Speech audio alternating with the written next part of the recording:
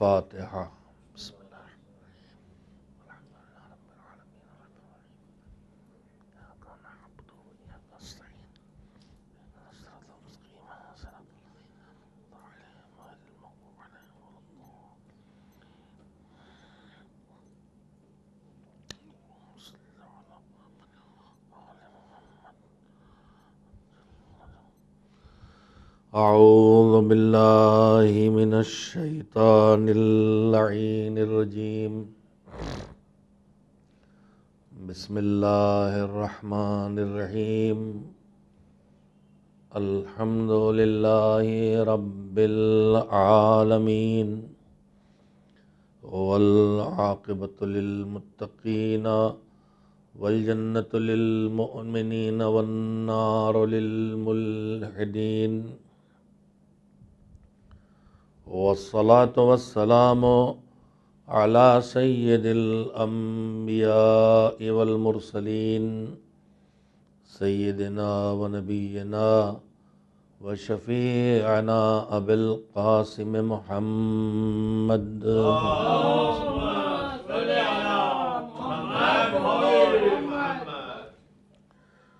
وآلہ الطیبین الطاہرین المعصومین المظلومین، واللعنۃ الدائمۃ الباقیۃ علی اعدائہم اجمعین من الآن الی یوم الدین۔ اما بعد، فقد قال اللہ سبحانہ وتعالی فی کتابہ المبین، وهو أصدق الصادقين وقوله الحق۔ بسم اللہ الرحمن الرحیم۔ ومن يطع اللہ ورسولہ ويخش اللہ ويتقه فأولئك هم الفائزون۔ صلوات بھیجیں محمد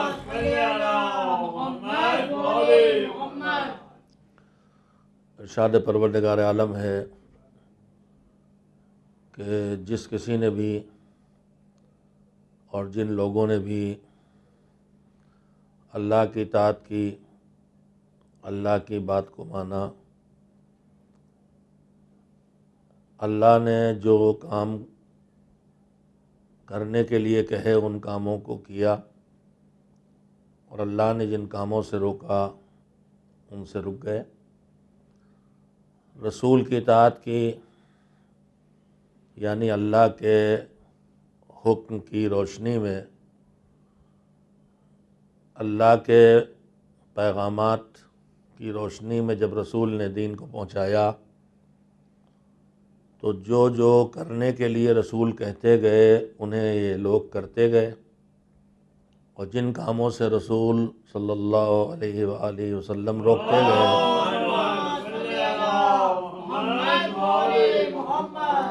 ان کاموں سے لوگ اپنے آپ کو روکتے رہے، اور اس کے ساتھ ساتھ انہوں نے بے بصیرت اور بے شعور اطاعت نہیں کی، بلکہ اپنے مالک کو پہچانا اور پہچان کے اس پر ایمان لائے، اور اس ایمان کے نتیجے میں ان کے اندر جذبہ اطاعت پیدا ہو گیا۔ انہوں نے اپنے مالک کو پہچانا کہ وہ کتنا عظیم ہے، انہوں نے اپنے مالک کو پہچانا کہ وہ صاحب جبروت و جلال ہے، انہوں نے اپنے مالک کو پہچانا کہ وہ صاحب اقتدار ہے اور اس سے بڑا اقتدار کسی کا نہیں ہے، انہوں نے اپنے مالک کی قدرت کو، اس کے علم کو، اس کے ارادے کو، اس کے تسلط کو، اس کے ادراک کو پہچانا، تو جیسے جیسے پہچانتے گئے ویسے ویسے مالک کی معرفت ان کے دلوں میں اس کے عظمت کا احساس پیدا کراتی رہی، اور جیسے جیسے انہیں عظمت پروردگار کا احساس ہوا، اس عظمت کے احساس کے نتیجے میں اپنی حقارت کا احساس کر کے ان کے دلوں میں اپنے مالک کا رعب پیدا ہوا، اور اسی رعب کا نام ہے خشیت اللہ۔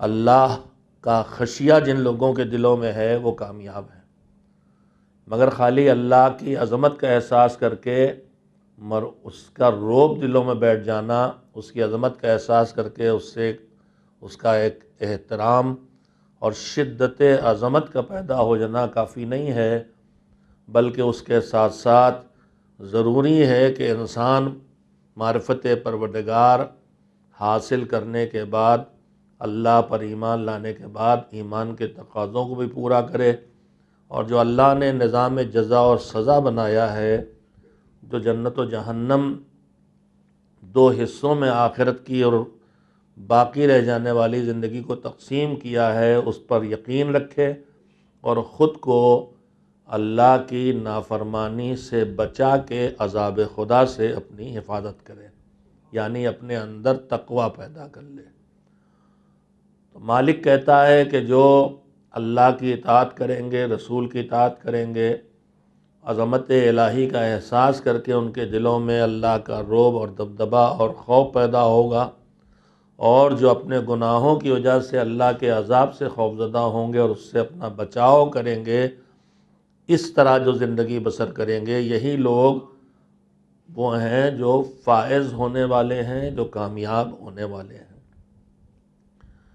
اسلام دین عقیدہ و عمل کے عنوان سے آپ حضرات کی خدمت میں گفتگو کا سلسلہ جاری ہے۔ میں نے عرض کیا کہ اسلام دین عقیدہ ہے، دین عقیدت نہیں ہے۔ اسلام دین عمل ہے، دین عملیات نہیں ہے۔ اسلام دین عقیدہ و عمل ہے کہ پھر بہت سے فروعات اور شاخیں نکلتی ہیں۔ اسلام دین عمل ہے مگر بے شعوری کا عمل کا قائل نہیں ہے۔ اسلام دین عمل ہے مگر بے عقلی کے اعمال کا قائل نہیں ہے۔ اسلام دین عمل ہے مگر اسلام میں ریاکاری کی کوئی گنجائش نہیں ہے۔ اسلام دین عقیدہ ہے، دین علم ہے، دین خرافات نہیں ہے۔ اسلام دین علم ہے، دین عقل ہے، دین رسم و رواج نہیں ہے۔ اسلام دین عدالت ہے، دین ظلم نہیں ہے۔ اسلام دین اعتدال ہے، دین افراط و تفرید اور ایکسٹریمسٹ کا دین نہیں ہے۔ اسلام دین مروت ہے، اسلام دین مساوات ہے، اسلام دین سلیقہ ہے، اسلام دین تہذیب ہے۔ اسلام ظلم کا دین نہیں ہے، اسلام جھوٹ کا دین نہیں ہے، اسلام دکھاوے کا دین نہیں ہے، اسلام تکبر کا دین نہیں ہے، اسلام غرور کا دین نہیں ہے، اسلام طاقت کے مظاہرے کا دین نہیں ہے، اسلام مظلوم کو دبانے اور کچلنے کا دین نہیں ہے، اسلام ظالم کے ساتھ دینے کا دین نہیں ہے۔ اسلام کے وہ سارے پہلو ہیں، جب اندر جاتا جائے گا انسان تو اسلام کی سچائیاں اس کے سامنے آتی جائیں گی۔ اسلام دین عقیدہ ہے، دین ایمان ہے، دین معرفت ہے، لہٰذا یہ جب عقیدہ آتا ہے تو اپنے آپ خود انسان کو عمل کی راہ پہ ڈالتا ہے۔ میں نے گزشتہ کسی مجلس میں ایک بات چھیڑی تھی، آج اسے آگے بڑھانا چاہتا ہوں۔ دین عقیدہ و عمل، یہ جو عقیدہ و عمل کے درمیان رشتہ ہے، جو ایمان و عمل کے درمیان رشتہ ہے، جو علم و عمل کے درمیان رشتہ ہے، اس کو آپ کی خدمت میں پیش کرنا چاہتا ہوں۔ دیکھیے، عمل کی زندگی میں آدمی اس وقت تک قدم رکھتا ہی نہیں ہے جب تک کہ وہ ایمان یا علم یا عقیدے کے مرحلے میں نہ آ جائے۔ میں نے بارہا یہ بات آپ کے سامنے کہی ہے کہ آپ مجلس میں تشریف لائے ہیں تو اس مجلس میں یک بیک نہیں آ گئے ہیں، آپ کچھ مرحلوں سے گزرے ہیں، چاہے آپ کو خود ان مرحلوں کا احساس نہ ہو۔ مجلس سننے اگر ٹی وی کے سامنے بیٹھے ہیں تو یک بیک نہیں آ گئے ہیں، کچھ منزلوں سے گزرے ہیں۔ سب سے پہلی منزل یہ تھی کہ آپ کو خبر ملی کہ مجلس کا یہ وقت ہے، اور اس کے بعد اس خبر کے بعد آپ نے دیکھا کہ مجلس ہم سنیں، مجلس کے لیے وقت نکالیں، مجلس میں چلیں، اور آپ نے طے کیا کہ دوسرے کاموں کو چھوڑ کے ہم مجلس سنیں گے، مجلس میں بیٹھیں گے، مجلس میں چلیں گے، اس لیے کہ آپ نے اپنی عقل، اپنے ذہن اور اپنی سوچ سے اس کام کو دوسرے کاموں پر ترجیح دی۔ مجلس میں جا کے بیٹھنے کا مطلب یہ ہے کہ وہاں جا کے بیٹھیں گے جہاں رسول اللہ موجود ہیں. مجلس میں جا کے بیٹھنے کا مطلب یہ ہے وہاں جا کے بیٹھیں گے جہاں فاطمۃ الزہرا کا وجود ہے.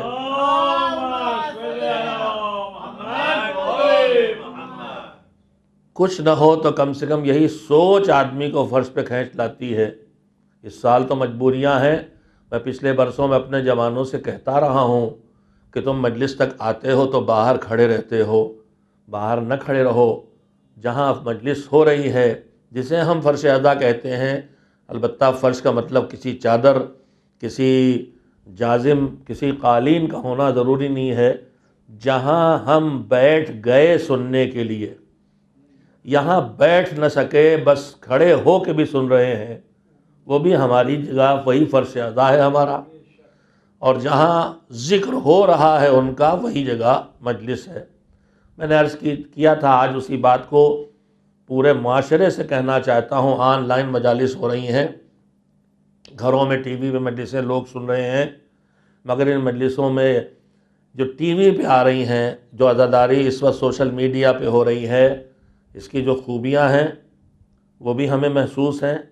مگر اس صورتحال میں جو بعض باتیں ہیں جن کا ہمیں لحاظ رکھنے کی ضرورت ہے، جب آن لائن عزاداری ہم کر رہے ہیں، آن لائن محفل و مجالس کر رہے ہیں، تو بعض باتیں جو فرش اعضا اور امام بارگاہ اور مسجد میں ان پروگراموں کے ہونے پہ ہوتی تھیں، شاید ان کی طرف ہم متوجہ نہ ہوں، اور ممکن ہے کہ ہمارے آداب مجلس مجروح ہوں.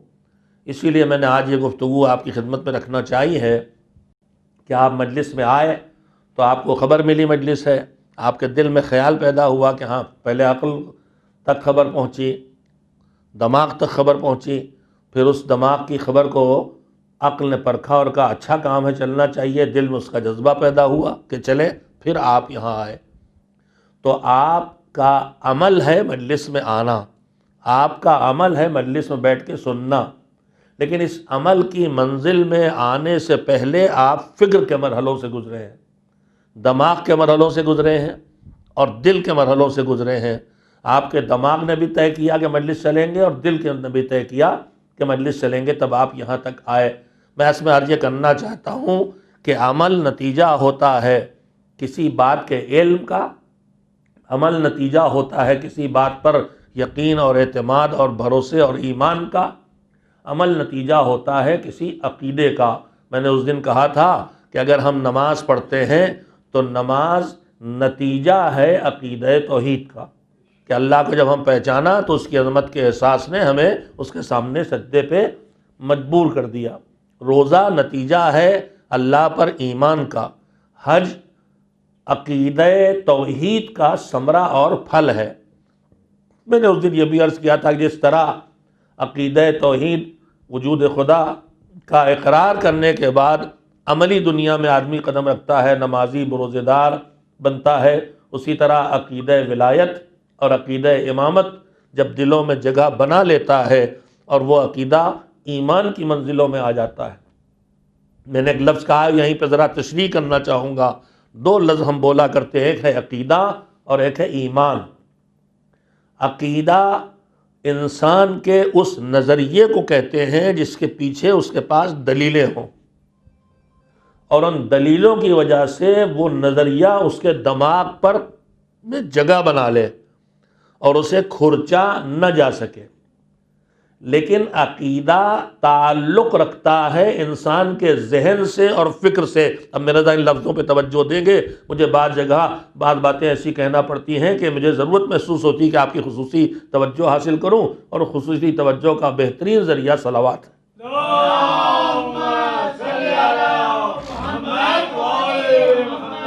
اللہ کی برکتوں کے حاصل کرنے کا ذریعہ بھی، جزا حاصل کرنے کا ذریعہ بھی صلوات. میں نے خالی آپ 4 لوگوں سے تھوڑی کہا تو یہاں بیٹھے ہیں، ان سب سے کہا ہے جو کہیں بھی اس وقت میری مجلس میں آواز سن رہے ہیں کہ صلوات بھیج کے اپنے اپنے گھروں میں برکتوں کے حاصل کرنے کا سبب بن جائیں.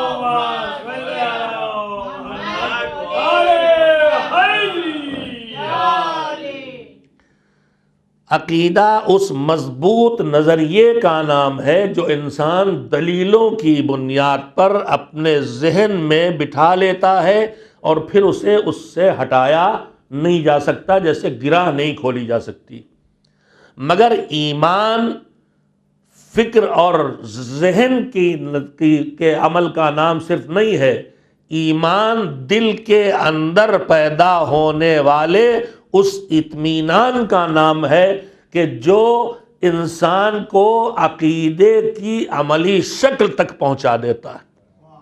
عقیدہ صرف، میں پھر لفظوں کو دہرا رہا ہوں، مجھے اندازہ ہے، عقیدہ صرف نظریوں کا نام ہے جو دلیلوں سے قائم ہوتے ہیں، مگر یہ عقیدے عمل تک انسان کو نہیں پہنچاتے۔ لیکن جب یہ عقیدہ ایمان بن جاتا ہے تو اسے عمل پہ مجبور کر دیتا ہے۔ ہم نے جب تک کہ بچے تھے آگ چھور پکڑ کی طرف ہاتھ بڑھاتے تھے، ماں باپ روکتے تھے، ہاتھ بڑھاتے تھے، ماں باپ روکتے تھے۔ بچپن میں ہمیں پتا تھا کہ ماں باپ روک رہے ہیں، ہمیں پتا تھا اس سے بچنا چاہیے، مگر یہ عقیدہ جو ہمارے ذہن میں بن گیا تھا کہ آگ سے جل جائیں گے، یہ دل پھر بھی نہیں مانتا تھا، مگر جب اسے چھو کے جل گئے تو اب دل میں ایمان آ گیا کہ یہ جلا دیتا ہے۔ عقیدہ ماں باپ آگ جلاتی ہے، نظریہ اور عقیدہ پیدا ہو گیا تھا ماں باپ کے ٹوکنے سے، مگر وہ ایمان تب بنا جب میں نے خود تجربہ کر لیا۔ ہم سب کا عقیدہ ہے کہ مرنے کے بعد، اس بات کو ہم باور کرتے ہیں، بھروسہ کرتے ہیں اس بات پر کہ ہمیں میت مرنے کے بعد کوئی نقصان نہیں پہنچا سکتی، مگر ہم میں سے کتنے ہیں جو رات میں قبرستان میں جانے تیار ہیں؟ ہم میں سے کتنے ہیں جو رات میں میت کے پاس اکیلے بیٹھے، پتہ ہے کہ نقصان نہیں پہنچا سکتا، مگر ہم مانتے ہیں کہ نقصان نہیں پہنچا سکتا، اس کے باوجود ڈر رہے ہیں۔ اور جو غسال ہیں، جو ڈاکٹر ہیں، جو قبرستان کے گورکن ہیں، رات کی سناٹوں میں وہیں رہتے ہیں، وہ قبروں کے درمیان وہ لیٹ کے سو رہتے ہیں، انہیں ڈر نہیں لگتا۔ کیوں؟ اس لیے کہ ہمارا عقیدہ ابھی ایمان سے نہیں بدلا ہے، اور ان کے تجربے نے ان کے نظریے کو ان کے ایمان و اطمینان سے بدل دیا ہے۔ تو ایک چھوٹا سا فاصلہ عقیدہ و ایمان کے درمیان ہے۔ ایمان کھینچ کے لاتا ہے، عقیدہ وجود میں آتا ہے، ایمان کی منزلوں سے گزر کے عمل کی منزل پہ لاتا ہے۔ نماز، روزہ، حج، زکوٰۃ عقیدہ توحید کا نتیجہ ہے، تو محفل، مجلس، ماتم، عزاداری عقیدہ ولایت و امامت کے نتیجے میں پیدا ہونے والا عمل ہے۔ یہ بات میں نے آپ سے کہی تھی۔ آج یہیں سے ایک چھوٹی گزارش کرتے ہوئے، آن لائن جو ہم اس فریضے کو انجام دے رہے ہیں، کون سا فریضہ؟ وہ فریضہ جس کا نام عزاداری ہے۔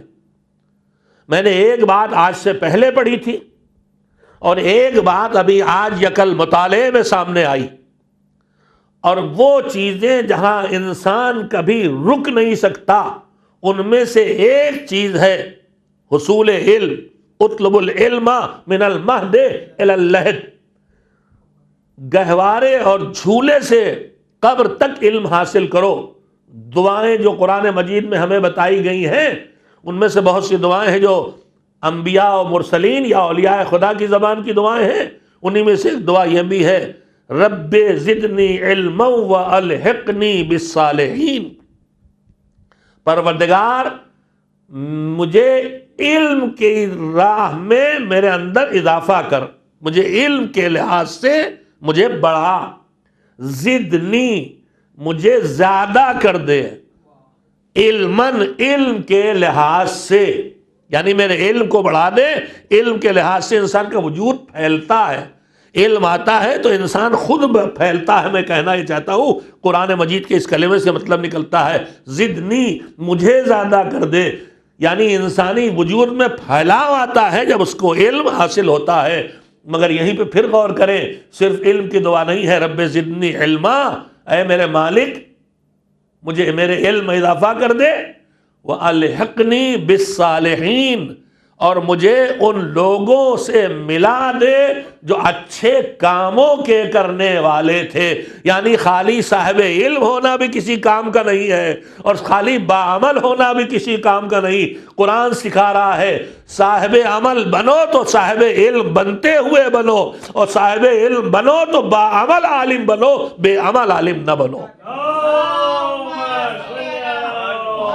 ہم کو ہر وقت پڑھتے رہنا چاہیے۔ میں نے ایک بات پہلے پڑھی تھی، ایک ابھی پڑھی۔ دیکھیے اللہ نے ہماری نیکیوں کی دو قسمیں کی، ایک واجب اور ایک مستحب۔ واجب وہ ہے جس کو ہم چھوڑ نہیں سکتے، چھوڑیں گے سزا ملے گی۔ واجب نیکیوں کی بے شمار ہیں واجب نیکیاں اور مستحب نیکیاں، مستحب کام واجبات سے بھی زیادہ ہیں۔ اللہ نے انہی کاموں کو واجب قرار دیا ہے کہ جن کے چھوڑنے میں انسان کا اتنا نقصان ہے کہ مالک جو ہے باپ سے زیادہ مہربان ہمارے اوپر، وہ نہیں چاہتا کہ ہم وہ نقصان اٹھائیں۔ لیکن عزاداری کے سلسلے میں ہمارے علماء میں بڑی تعداد میں تحریریں پڑھنے کو ملتی ہیں۔ توجہ دیں گے، ایک ہی جملہ ہے جو آپ سے کہنے کے لیے میرے پاس۔ ایک چیز ہے واجب، ایک چیز ہے مستحب۔ واجب کا عظمت اور مقام اپنی جگہ، مستحب کی عظمت اور مقام اپنی جگہ۔ اور واجب و مستحب کا رشتہ یہ ہے کہ اگر ہم مستحبات کرتے رہیں واجبات چھوڑ چھوڑ کے، تو اس مستحبات کو اس مستحب پر ہم کچھ پانے کے لائق نہیں بنتے۔ صدقہ خوب دیں تو اس نے نکالیں، نماز شب ساری زندگی پڑھیں، واجب نماز چھوڑتے رہیں، مستحب روزے جو سال میں 2-4 مشہور آتے ہیں دن ان میں رکھ ڈالیں اور واجب روزہ نہ رکھیں، تو اس کی کوئی ویلو نہیں۔ مگر ہمارے علماء اور ہمارے صاحبان قلم کا ایک جملہ ہے کہ عزاداری ہے تو مستحب، مگر وہ مستحب ہے جو بہت سے واجبات پہ بھاری ہے۔ یہ ایک جملہ ہے اور یہ میں پڑھتا چلا رہا تو یہ سچائی ہے، اس لیے کہ بہت سے واجبات پہ بھاری ہے مستحب۔ یہ مستحب وہ ہے جو انسان کے وجود میں پورے دین کے عمل کا جذبہ پیدا کرتی ہے۔ خود تو مستحب ہے عزاداری، مگر یہ ماتم ہمیں سجدے کرا دیتا ہے، یہ مجلس ہمیں نماز پڑھوا دیتی ہے، اس لیے واجبات پہ بھاری ہے۔ یہ جملہ پڑھتا رہا ہوں میں، مگر فقہی دنیا میں، علمی دنیا میں ہمارے ہاں جمود نہیں ہے، ہمارے ہاں دروازہ فکر و اجتہاد بند نہیں ہے، فکر و فقاہت بند نہیں ہے۔ ابھی میں نے آج یا کل کے مطالعے میں پڑھا، اسی وقت کے علماء میں جو ابھی بہت زیادہ سینئر بھی نہیں ہے، انہوں نے فکر پیش کی ہے۔ قرآن مجید کی ایک آیت ہے وَذَكِّرْهُمْ بِأَيَّامِ اللَّهِ، قرآن کہتا ہے کہ ان لوگوں کو مومنین عام انسانوں کو اللہ کے دن یاد دلاؤ۔ اب یہ ایام اللہ کیا ہیں؟ حج مثلا یوم اللہ ہے، اللہ کا دن، عید کا دن اللہ کا دن، جتنی چیزیں جس دن کوئی اللہ کا بڑا کام ہوا ہے، جیسے پورا رمضان کیا ہے، بولیے، پورا مہینہ رمضان کا اللہ کا مہینہ ہے، اسی طرح سے اللہ کے دن بھی ہیں۔